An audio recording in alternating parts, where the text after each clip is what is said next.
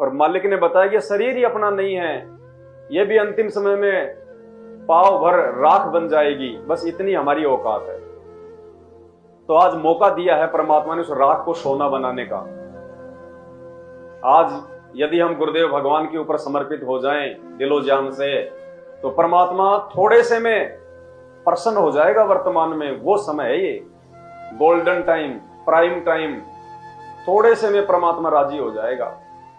जैसे गाड़ी को हल्का सा धक्का मारते हैं, अगर बैटरी अगर ठीक है, हल्का सा धक्का मारते ही वो स्टार्ट हो जाती है, और जिसमें बैटरी नहीं है उसको चाहे कितने धक्के मार दो वो स्टार्ट नहीं हो सकती।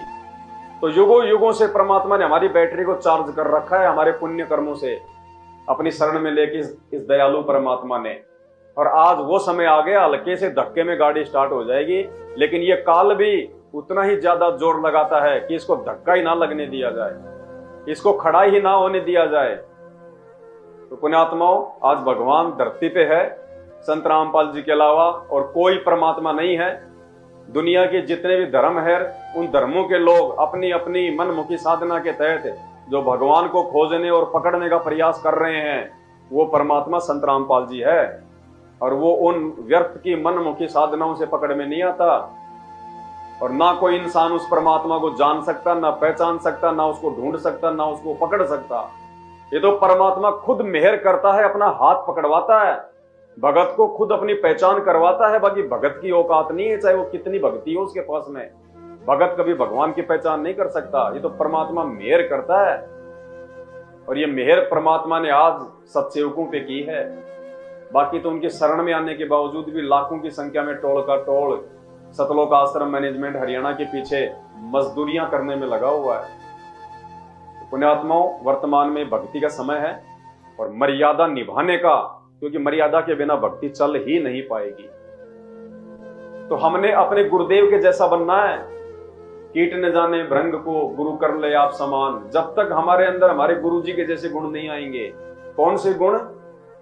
एक तो हमारे गुरु जी स्वयं परमात्मा है, तो एक तो होते हैं कि परमात्मा वाले गुण, तो वो गुण तो ना हमने अपने अंदर लाने हैं, ना हमारे अंदर वो आ सकते हैं। एक होता है हमारे गुरु जी जो भगत की भूमिका करके दिखाते हैं, वो गुण हमने लाने अपने अंदर। कि 17 फरवरी 1988 को संत रामपाल जी ने अपना मुंह बोला, एक गुरु बनाया श्री रामदेवानंद जी को, और परमात्मा ने फिर आगे चल के अपने भक्तों को ये दिखाना था कि एक भगत के क्या गुण होते हैं, एक भगत का क्या उसका व्यवहार होता है, क्या उसका बोलने चलने देखने उठने बैठने का उसका जो है वो तरीका होता है। तो हमने वो गुण अपने अंदर धारण करने जो गुरुदेव ने एक भगत के रूप में भूमिका करके दिखाई है। और जब तक वो गुण हमारे अंदर नहीं आएंगे तब तक हम उस परमात्मा को प्यारे नहीं हो सकते। तो वो गुण अपने अंदर लाने के लिए ही भगवान ने सात संगतियां रखवाई हैं, और जो इन सात संगतियों के माध्यम से अपने आप को पाक साफ कर लेगा वो परमात्मा का। तो सबसे पहले तो हम जहां भी जाएं, जिस भी सात संगति में जाएं, हमारा मकसद केवल एक ही होना चाहिए कि हमें वहां कुछ सीखने को मिले, हम कुछ सीखें।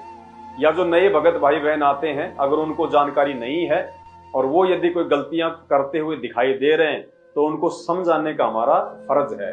उसी को कहते हैं साध संगत। एक दूसरे के माध्यम से अपने आप को संवारना, अपने जीवन के अंदर परिवर्तन लेके आना। दूसरा, जिस भी साध संगति में हम जाएं तो हमारी जो भावना है जो अंदर की, बिल्कुल निष्पाप होनी चाहिए। देखो, काल भगवान का बहुत भयंकर जाल है।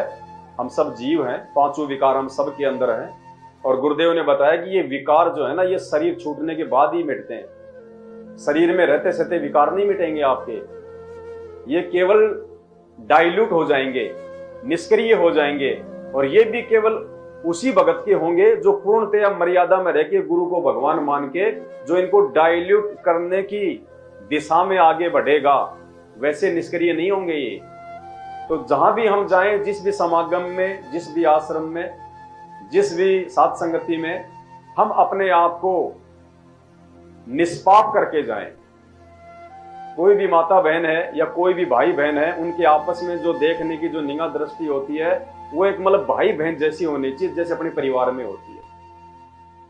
देखने में कोई ऐसा होने नहीं चाहिए, कोई त्रुटि मन में कोई दोष आना नहीं चाहिए। अगर ऐसा कोई दोष अगर उन विकारों के तहत अगर जबरदस्ती काल अगर पैदा भी करता है, तो भगवान से बारंबार समय याचना करे अपने मन मन में कि ये परमपिता परमात्मा, दास के ऊपर मेहर करना परमेश्वर, मैं तो बहुत बड़ा जो है आपका दोषी हो जाऊंगा परमात्मा। तो इस हिसाब से हमने अपने आप को पाक साफ रखना है। ऐसा नहीं है कि हमारे अंदर कोई सोच आएगी नहीं, सोच तो भाई उस आदमी में नहीं आती जो मर जाता है। तो मरने की दो स्थितियां हैं, या तो ये शरीर छूट के मर जाओ या फिर ज्ञान से अपने आप को जीवित मार लो। तो हमने तो ज्ञान से अपने आप को जीवित मारना है। और फिर भी यदि काल मन में ऐसी कोई कुप्रेरणा या कोई ऐसी सोच अगर वो लेके आता है तो उसके लिए परमात्मा ने हमारे को ये तत्व ज्ञान दिया है। ये ज्ञान रूपी जो दीवार है ना, फिर उसको सामने खड़ा कर देना चाहिए कि नालायक मैं क्या सोच रहा हूं, ये तो मेरी बहन है, ये तो मेरा भाई है। मन में कोई राग द्वेष, कोई छल कपट, कोई ईर्ष्या, कोई छोटी मोटी बातों को लेके ऊंच नीच, कोई मन में कोई दोष पैदा करना, ये बिल्कुल नहीं। हम सब ने प्रयास करना पड़ेगा। मैं कोई उपदेश नहीं दे रहा आपको, ना मैं कोई अधिकारी को उपदेश देने का, मेरे ऊपर भी लागू है सारी बातें। लेकिन वही बात है, जब टीचर अगर बाहर चला जाता है तो एक लड़के को वो खड़ा कर जाता है एक मॉनिटर के रूप में कि भैया थोड़ा शोर शराबा ना करें, थोड़ा इनका ध्यान रख लेना, बस इतनी बात है। और फिर भी कोई नहीं मानता है तो उसका नंबर नोट कर लेना, आने के बाद में मेरे को बता देना। फिर उसकी कैसे पिटाई होती है हम सब जानते हैं। तो यहाँ हम सभी भाई बहन हैं, हम सब एक ही कैटेगरी के हैं। हम में कोई बड़ा नहीं है, कोई छोटा नहीं है। हमने मिलजुल के अपने बाप के मिशन को आगे बढ़ाना है। और बाप का मिशन यही है कि जितना जल्दी हो सके इन विकारों के ऊपर कंट्रोल करके, इस भक्ति से, वैसे नहीं होते, गुरुदेव भगवान से बारंबार नाक रगड़ के दंडवत प्रार्थना करने से और इस नियमों को निभाने से। तो ये दया परमात्मा आप और हम सभी आत्माओं के ऊपर लगातार कर रहे हैं सात संगति के माध्यम से।